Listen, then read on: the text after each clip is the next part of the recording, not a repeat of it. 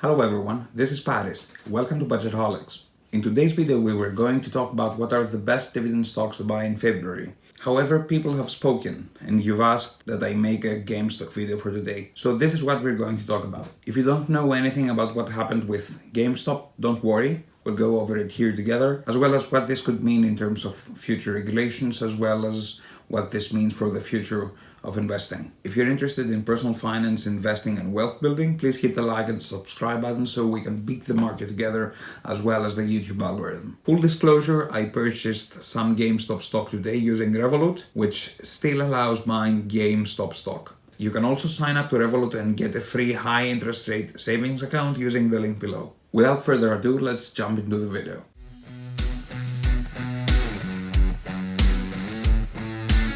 For those of you who don't know what GameStop is a chain of retail physical stores that sell video games, consoles, and collectibles. They also sell used video games. Melvin Capital and Citron Research decided they would short the GameStop stock. Shorting is essentially betting that the stock price will go down. And you can short a stock by borrowing it from another investor, selling it, and then buying it at a later time to return it to the original investor.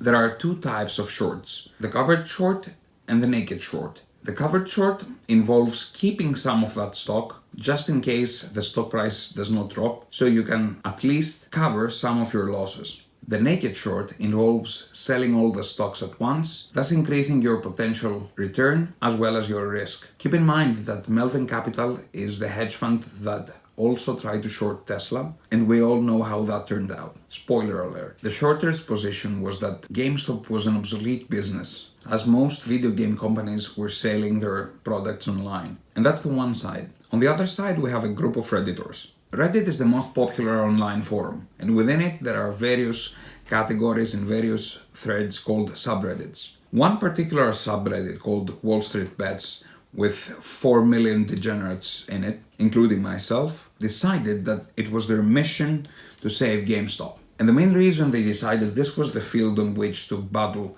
large hedge funds is that GameStop was the most shorted stock of 2020. In fact, more than 100% of the current stocks were shorted, meaning that more short positions were open than the actual number of stocks circulating the market. And most of the Redditors did it using call options. This is how they usually operate. A call option is a financial contract that gives the owner the ability to buy a stock at a future date at a predetermined price. The owner of the contract does not have the obligation, but only the option to buy a contract at a later date. And these Redditors must purchase call options for GameStop stock. Hedge funds have the power to move a stock using their size, meaning that they can invest such large amounts in short and call options, resulting in them affecting the price. When they short a stock, they have an obligation to report it. Thus, when a large hedge fund shorts a stock, its price almost always goes down. In contrast, Redditors had numbers on their side.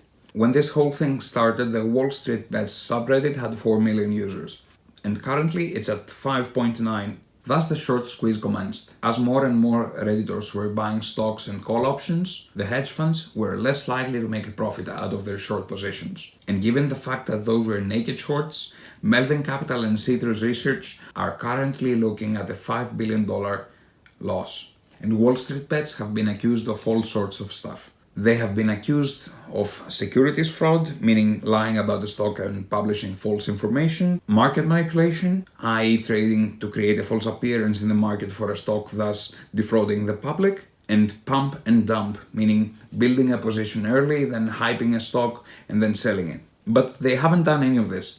They never claimed they were making prudential investment decisions or that they are financial advisors or experts. And it's not just the trolls that are partaking in this. Politicians, ranging from AOC to Donald Trump, have also supported WallStreetBets, and Elon Musk tweeted GameStonks.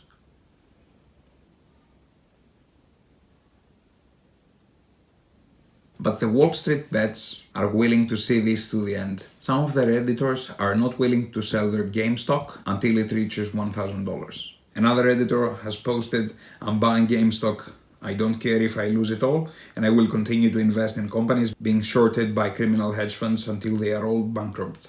and it seems like they finally did it. Citron Research posted that they discontinue short-selling research. After 20 years of publishing, Citron will no longer publish short reports. We will focus on giving long-sight multi-badger opportunities for individual investors. A lot of institutional investors are calling for SEC regulations. If multiple hedge funds gather together and they started attacking a stock, they would be censored by the SEC. However, the SEC cannot imprison 4 million people. And it doesn't seem that this was a coordinated attack. The WallStreetBets subreddit is just a forum where people post their research, but the brokers were quick to fight back. When you and I purchase a stock using Robinhood and Webull or eToro and Revolut, if you're in Europe, we're not directly participating in stock market activity. Instead, our orders are routed through another provider who is participating in stock market activity. And this is where it came to a full-blown war between institutional investors and retail investors. Robinhood shut down GameStop buying, resulting in a class action filed against the company by some of its users.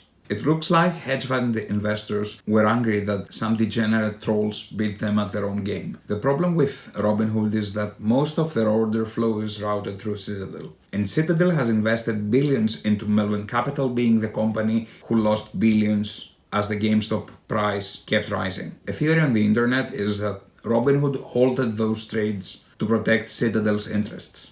The truth is that we do not know if Robinhood halted those trades or if Citadel themselves halted those trades. And the anger for most people is justified because Robinhood is the party they're working with, and they view it as Robinhood's responsibility to keep providing them those services. The whole situation seems to be pointing towards a double standard, because some media and institutional investors claim that when people are making decisions based on public information and make retail stock purchases based on that information, it's market manipulation, but somehow when hedge funds do it, it's not. And that's where the anger comes from. If you or me were losing money to a trade we made, would the trading be halted?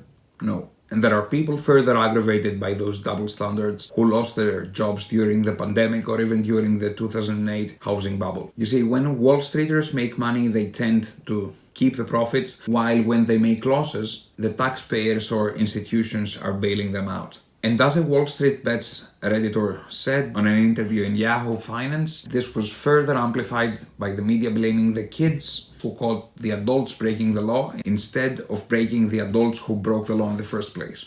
Nobody knows how this will play out, and by the time you watch this video, everything might have changed. And as Andre Jake pointed out, and as Andreas Antonopoulos has always said, we need decentralized finance more than ever. Having retail traders or their firm they're routing their trades through, or even governments controlling the stocks in which we trade or not, is not a solution towards a democratized free market. And being a libertarian myself and believing that people should have the right to put their money where they want, claims that such limitations take place for my own safety further infuriate me. And decentralized finance is a possible solution. The absence of central points of control means that there will be no central points of failure. We thus can freely exchange ideas, stocks, or even money using the blockchain, or any other decentralized technology that may come up, where we can all contribute a little bit and nobody's controlling it. That's why you can use the link down below to register to BlockFi and earn up to $250 in cryptocurrency, plus up to 8.6% on your crypto deposits. Keep in mind, I'm not a financial advisor and this channel is for entertainment purposes only. Do not rely on the advice of some random guy on the internet, and the purpose of this video is neither to support the Melvin Capital side or the WallStreetBets side. I'm just giving you the story followed by some of my thoughts. I'm really interested to hear your thoughts on the GameStop situation. If there's anything that didn't make sense, please let me know down in the comments, and also hit the like and subscribe button if you enjoyed this video. Until we meet again, don't stop investing, but always invest cautiously.